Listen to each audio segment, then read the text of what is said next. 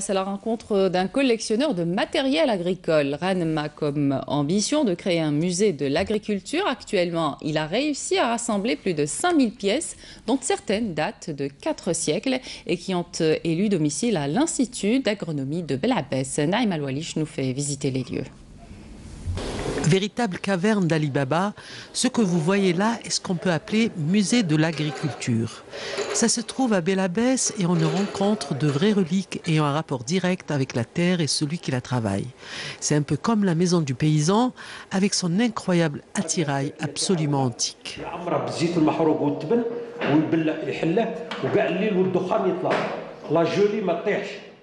Très jeune, j'ai commencé les collections, j'étais collectionneur de cartes postales et de timbres et de tout matériel. J'ai commencé un petit peu à collectionner le matériel agricole. Et c'est à partir de là, à peu près en 2008, que ça a commencé, le musée commençait à fonctionner.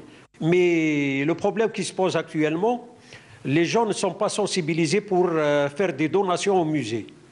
Donc il a fallu que j'achète du matériel et j'ai commencé à faire les brocantes. On ne peut pas parler de musée, sérieusement on ne peut pas parler de musée.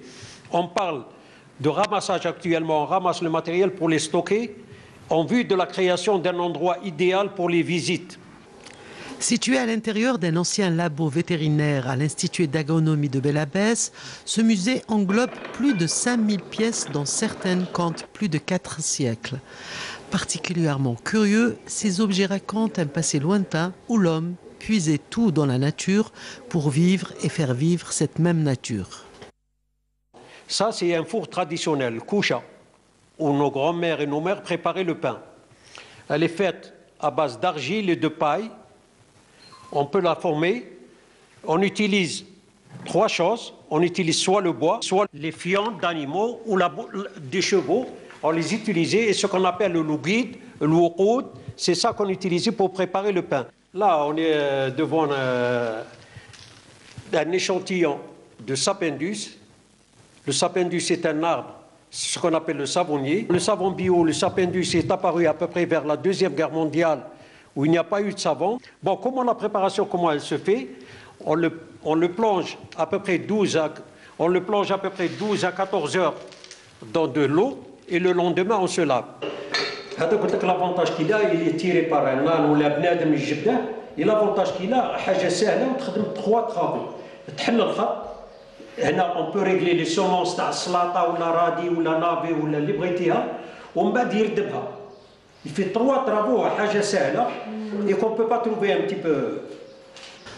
Quoique très mal loti à cause de l'espace vétuste qu'il abrite, ce musée a beaucoup voyagé lors de rencontres d'ici et d'ailleurs.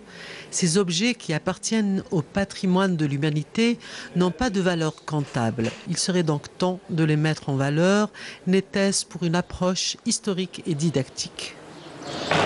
Du foot pour terminer, l'équipe